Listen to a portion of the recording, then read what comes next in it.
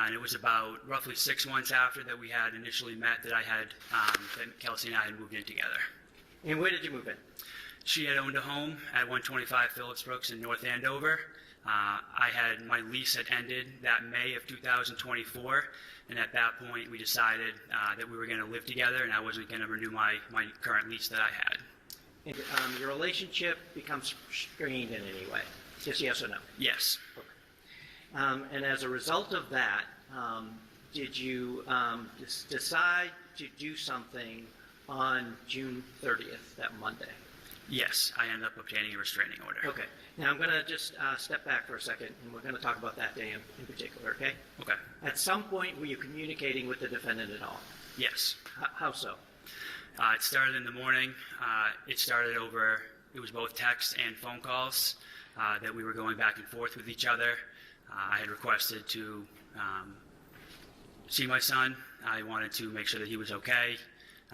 She had sent many disturbing messages back and forth to me. And then you visited the house on the 29th to retrieve your guns, right? Yes. And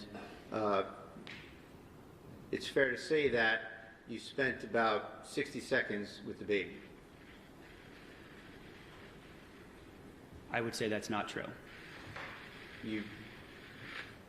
Kelsey had to tell you, do you want to see your baby? Do you want to hold your baby? And you held your baby for about a minute. Isn't that right? I was at the property for roughly 30 minutes. Answer my question. Okay. Is that true? Yes.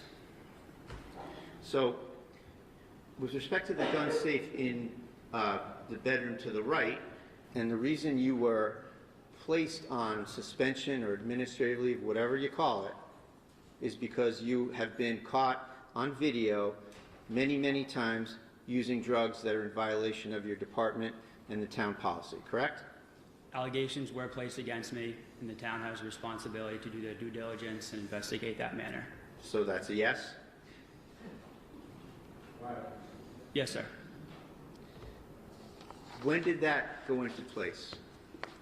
I don't have the exact date, but roughly a week or two ago. Do you know